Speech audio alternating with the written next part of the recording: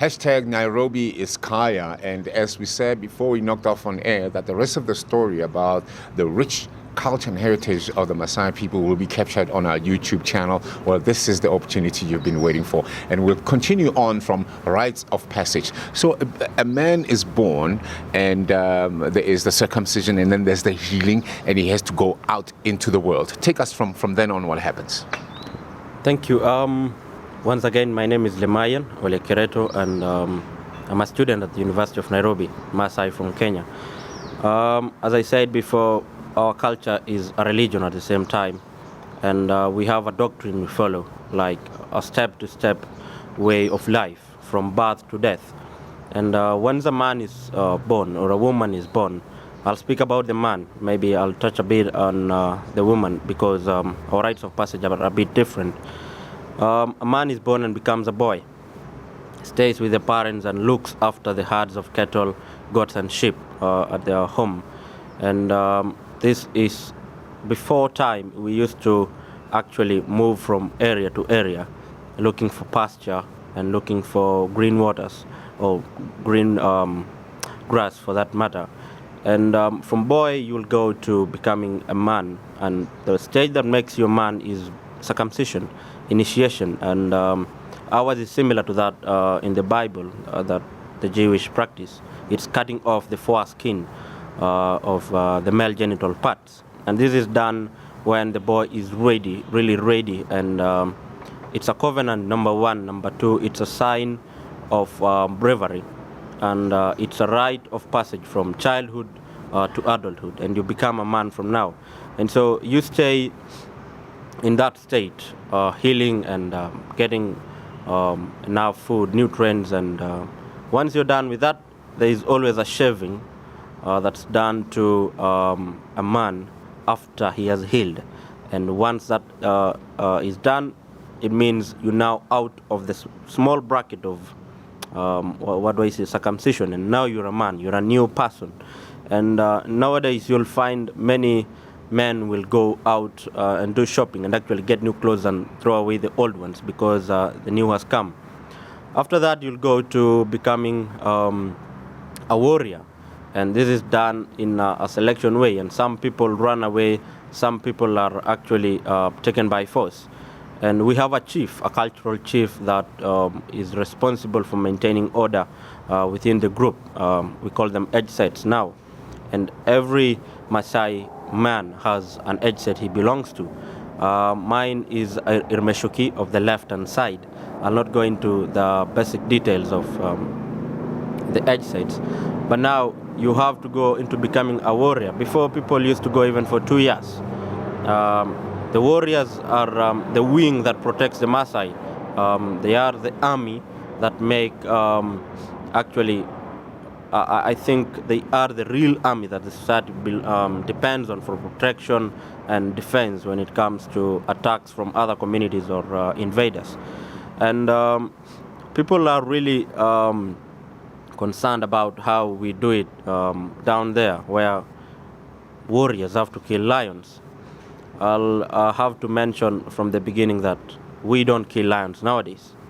Our community has advanced, and we have accepted that we need to conserve these animals. They are part of our ecosystem, and we need them just like they need us. And so we now have alternative ways of actually killing the lion, and we have to go to school and make it at school and have careers and become doctors or journalists and stuff. But now we don't have to kill lions. But I'll explain to you how they do it, the killing of the lion. A group is identified, let's say a group of 30 men is identified, and they have to identify a thicket or a forest where a lion is.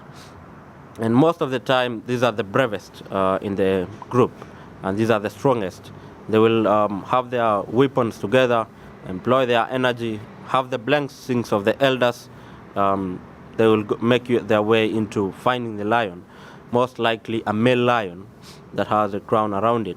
And for example, if we have a lion in a thicket around or within a plain, they will have to go and make a ring around it. And they have to actually pull up for each other in case the lion comes towards one.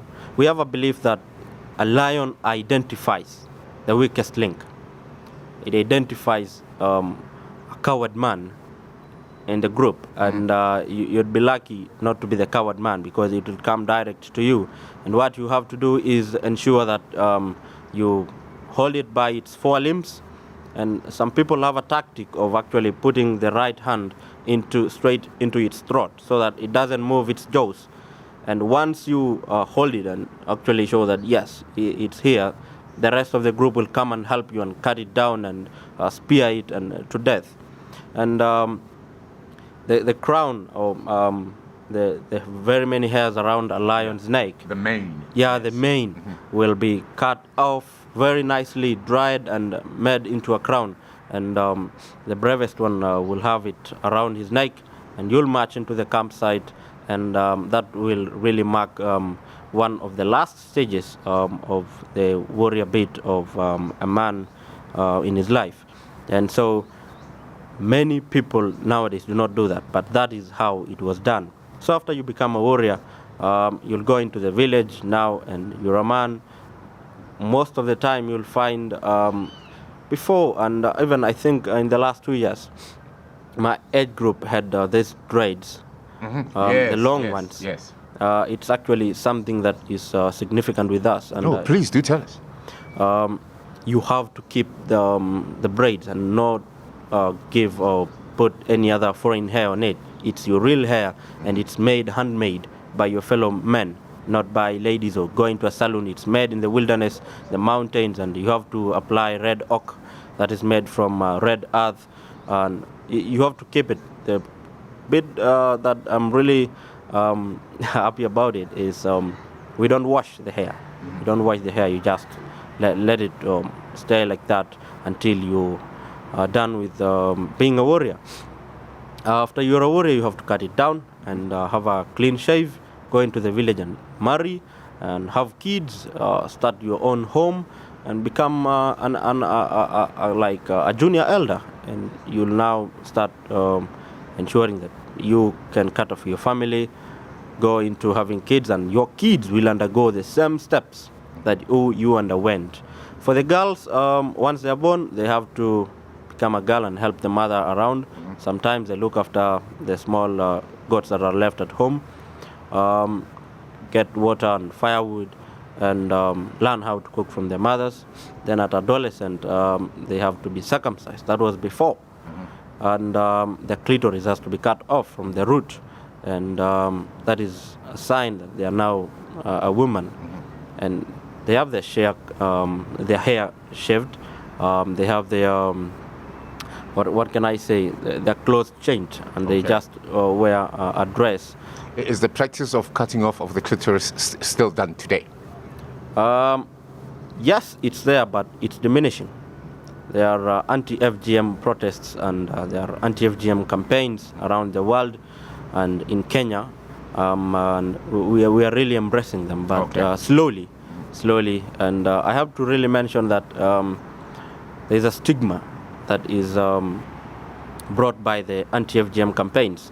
You see, our mothers, our grandmothers, and maybe even our sisters have undergone through the stage of circumcision. But the way the anti-FGM protests are done, it's done in a way that they're criminalizing the act and making it sound evil. And so those who have undergone it are really do not want to participate. Yet they are positive that it should end, but a lot of stigma, social stigma, is being put into them. And so, as I was saying, a girl will have the clitoris cut off. Then once they heal, they'll have their hair shaved off. Then they'll have now to become kind of wives, but not official wives for the warriors. They have always to sing for them anytime they're at the campsite, and they have to the campsite, I have to mention, is the famous word, the manyata. Yes. Manyata, that houses are made from dung, and they are made by women. You have to note that women make our houses. The houses that the Maasai live, the manyatas, are made by women. That is why I always say our women are the strongest in the world, because they are the architects of our houses and stuff. So after you go into the campsite and work with the warriors and stuff, once the manyatta is closed, we always burn it after we are done with it. Okay. They go into marriage and have kids. Their kids will have to go through the same stages. All right. About death, once a Maasai dies, it's really an act of, I think it is the same in the world, but we have to communicate it in a very good way. Always a meeting is held somewhere without the family members or friends, and we have to approach the family in a manner that they will accept the bereavement. And the body is always preserved well.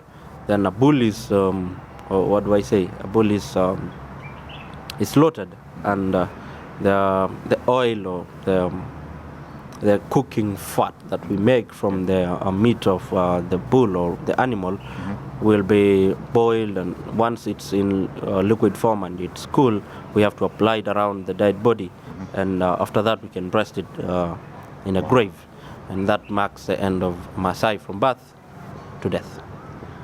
I am intrigued, and it's a powerful message. We talked about birth, we talked about coming of age and rites of passage, marriage, manhood, womanhood, all the way until death. And I have to thank you, Lemayian. Thank you so much. It was an eye-opener, and hopefully on my trip back, you will take me to the physical places where we can actually experience. Thank you very much. Thank you very much.